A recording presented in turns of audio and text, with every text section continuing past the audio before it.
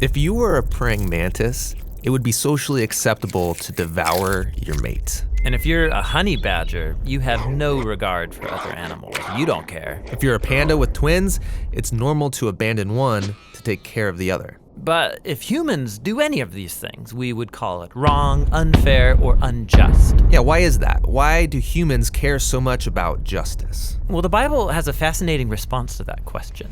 On page 1, humans are set apart from all other creatures as the image of God. Yeah, God's representatives who rule the world by his definition of good and evil. And this identity, it's the bedrock of the Bible's view of justice. All humans are equal before God and have the right to be treated with dignity and fairness no matter who you are. And that would be nice if we all did that.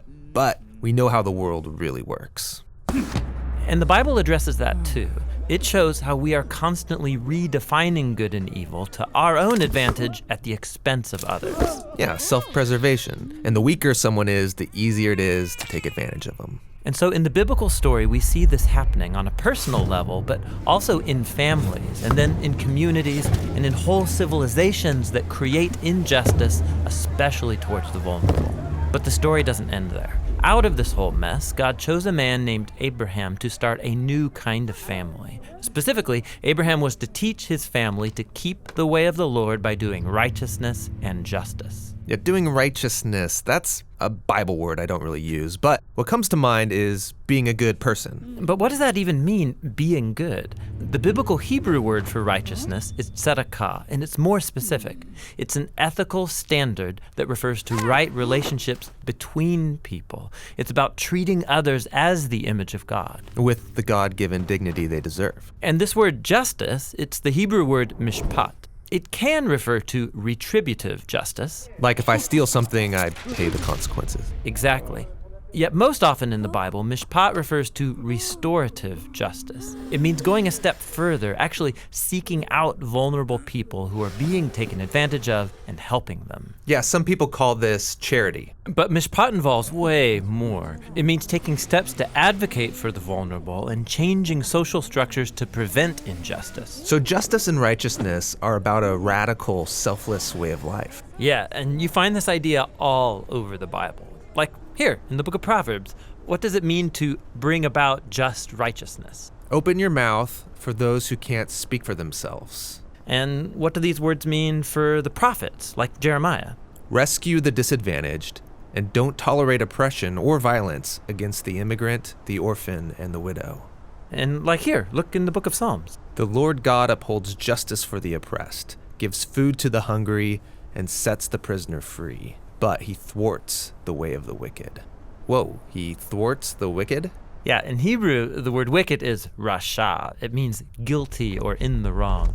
It refers to someone who mistreats another human, ignoring their dignity as an image of God. So justice and righteousness is a big deal to God. Yes, it's what Abraham's family, the Israelites, were to be all about. They ended up as immigrant slaves being oppressed unjustly in Egypt.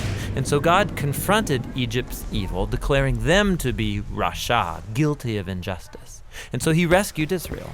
But the tragic irony of the Old Testament story is that these redeemed people went on to commit the same acts of injustice against the vulnerable. And so God sent prophets who declared Israel guilty. But they weren't the only ones. There's injustice everywhere. Yeah, some people actively perpetrate injustice. Others receive benefits or privileges from unjust social structures they take for granted. And sadly, history has shown that when the oppressed gain power, they often become oppressors themselves. So we all participate in injustice, actively or passively, even unintentionally. We're all the guilty ones. And so this is the surprising message of the biblical story. God's response to humanity's legacy of injustice is to give us a gift, the life of Jesus. He did righteousness and justice, and yet he died on behalf of the guilty. But then God declared Jesus to be the righteous one when he rose from the dead. And so now Jesus offers his life to the guilty so that they too can be declared righteous before God, not because of anything they've done, but because of what Jesus did for them.